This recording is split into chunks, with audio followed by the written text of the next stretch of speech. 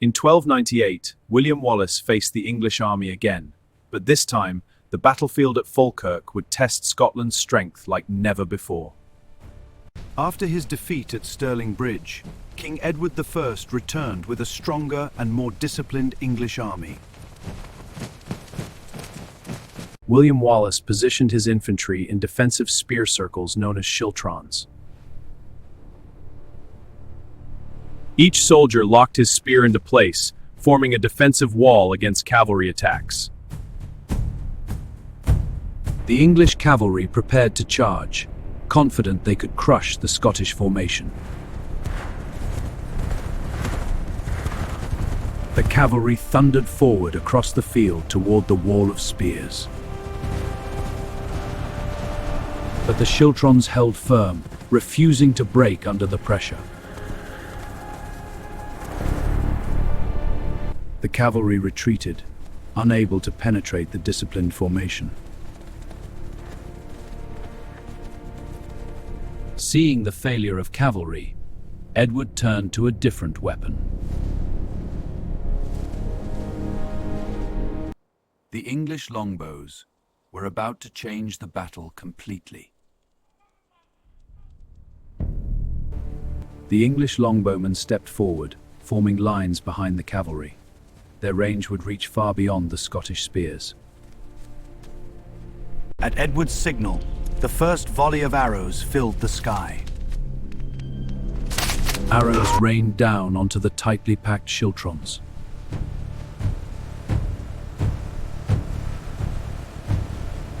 The spearmen could not advance, and they could not retreat.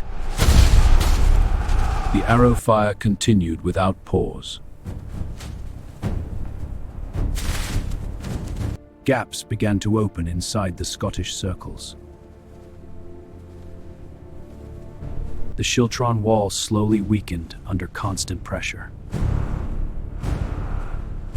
Wallace's army had no archers to answer the longbows. The English maintained distance, avoiding close combat.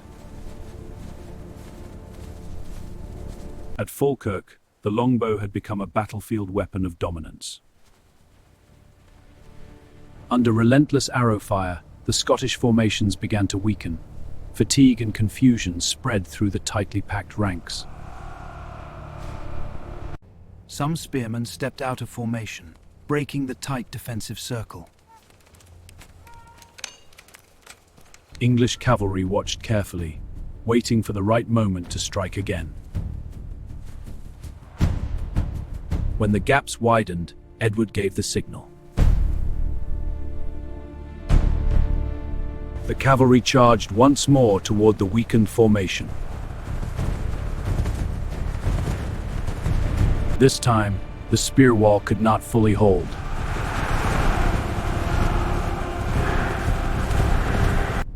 The defensive circles began to unravel. English infantry advanced behind the cavalry. As the formations collapsed, William Wallace struggled to restore order. Scottish units were now fighting in scattered groups instead of unified circles.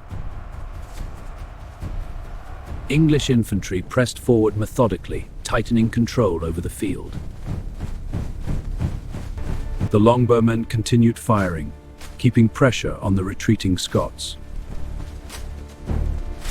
Cavalry units rode between broken formations, isolating smaller Scottish groups.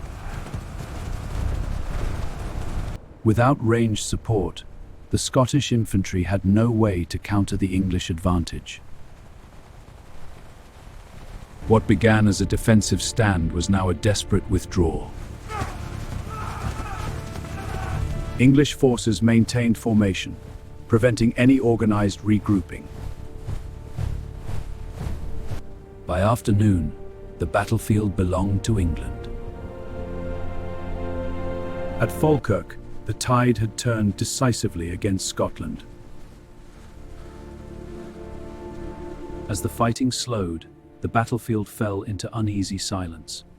Smoke drifted across the grass where Scotland's defense had collapsed. English soldiers secured the field, regrouping in disciplined formations. Scottish survivors withdrew toward the forests beyond the field. The schiltrons that once stood unbreakable were now scattered memories. Falkirk had exposed the weakness of Scotland's strategy. Without archers of their own, the Scots had been overwhelmed from a distance. William Wallace survived the battle, but his authority was shaken. Soon after Falkirk, I resigned as Guardian of Scotland. The fight for Scotland would continue, but under different leadership. At Falkirk, England had proven the power of discipline and the longbow.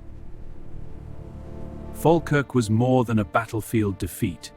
It revealed a shift in how wars would be fought across medieval Europe.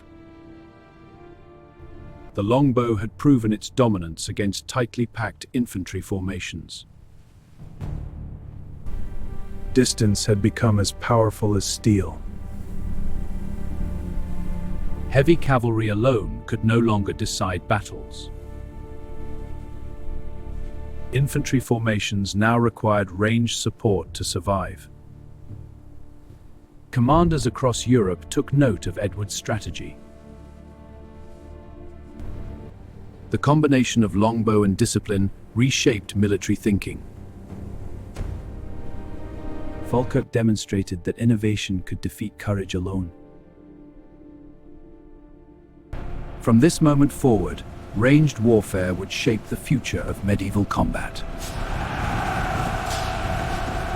Falkirk was not the end of Scotland's struggle, but it marked the end of one strategy.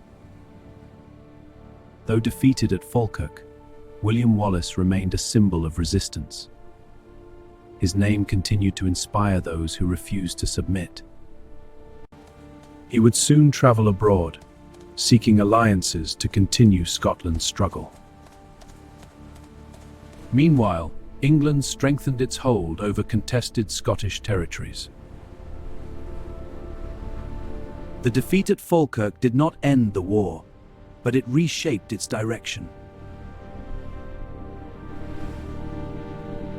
Scotland would fight on under new leadership in the years ahead. Falkirk became a lesson written in discipline and distance. It proved that innovation could overpower courage alone. Yet Wallace's struggle did not fade from memory. His defeat at Falkirk became part of a larger legend. Falkirk was a loss, but it did not erase the will of a nation. The Battle of Falkirk marked a turning point in the First War of Scottish independence. It revealed the growing power of ranged warfare in medieval Europe. It exposed the limits of infantry formations without proper support. And it reshaped how commanders planned their battles for generations.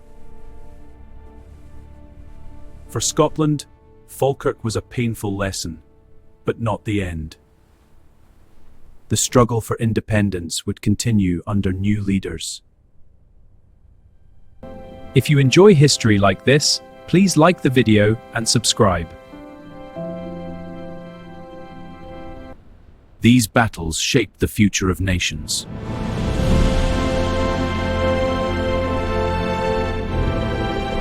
Watch the next video on this channel.